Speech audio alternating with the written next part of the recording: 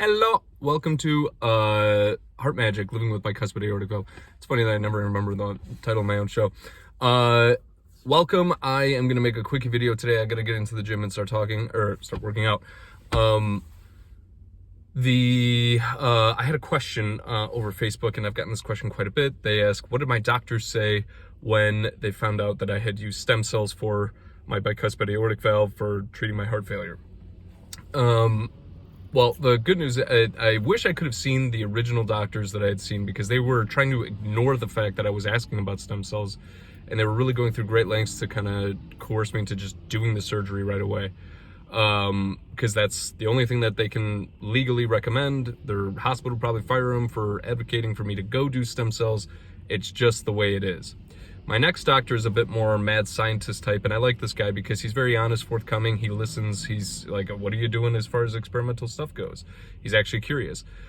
So he was very doubtful of the fact that the stem cells could have worked. He said, you only got a scan 6 months ago. Why are you even bothering trying to get another scan? It's not going to change. And I said, please, just let's get a scan.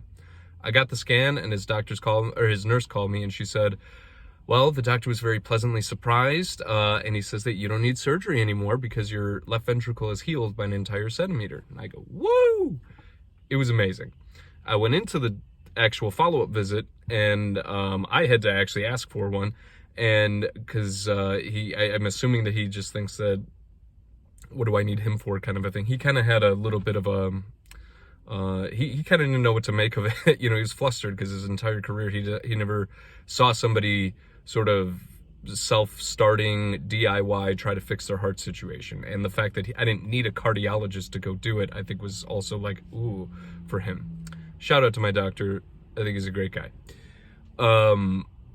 But this all sort of points to the fact that the doctors, first of all, most of them are not familiar with seeing somebody get stem cells for their heart.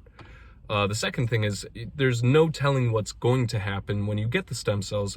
You know, it took 8 months for me to get a scan to see a difference. I went initially after a month because I was impatient, and there was no change. So I was sitting there thinking it didn't work, but I was like, you know what, I got to exercise, I got to do all these things, and boom, lo and behold, the stem cells were working.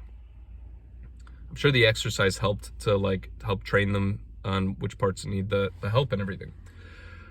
So there you go. That's sort of what the doctors had to say to me about me getting stem cells. And I'm going to end this with a bit of a warning.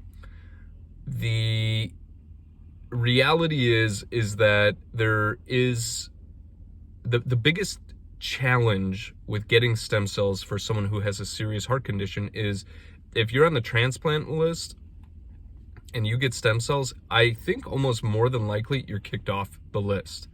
They figure, what do we need? This person's doing stuff, it disqualifies them. So if you're dead set on getting a transplant and you don't want to try do the stem cells after if they let you, kind of thing. I mean, once they got the heart in there and the transplant's done, boom. If the whole goal for you, though, is to prevent needing a stem cell or a heart transplant, then don't even bother worrying about the transplant. Go all in and get the stem cells. Those are really your two options, and it's up to you.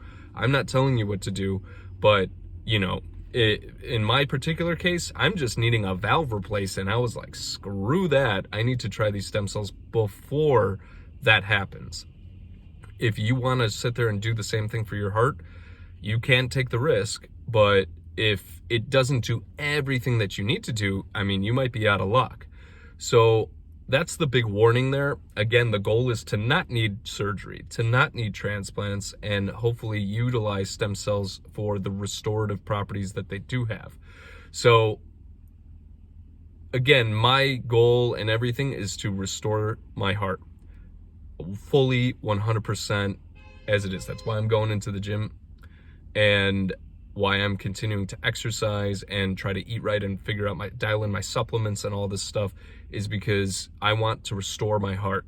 I don't want to get surgery. I don't want to get transplants. I don't want to do all this stuff. So I'm personally taking the risk. If you want to take that risk, you go right ahead. It's up to you. If you want to sit there and commit to doing the transplants and all this stuff, you know, check it out, figure out whether or not you're going to be eligible for XYZ. as I've said on this channel before, if you get surgery and follow it up with stem cells, that's also good.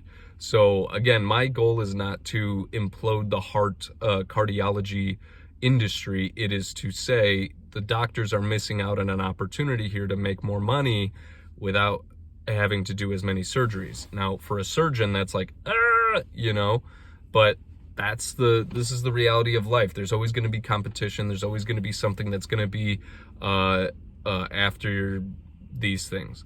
That also doesn't mean that if stem cells are available widely, that it's going to negate the need for surgeries. There are people who have such bad heart defects or situations that immediately terrible situations with their hearts that they need surgery. So I'm not saying that we don't need surgery. I'm just saying we need legalized stem cells, and we need to have them readily available, fresh living cells, not these McDonald's frozen stuff.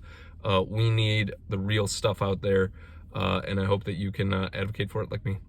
Thanks so much. I'll see you in the next episode. Take care of your health, take care of your heart, take care of your life. This is not medical advice. It's just life advice and my experience. I hope you enjoy yourself. Have a good day.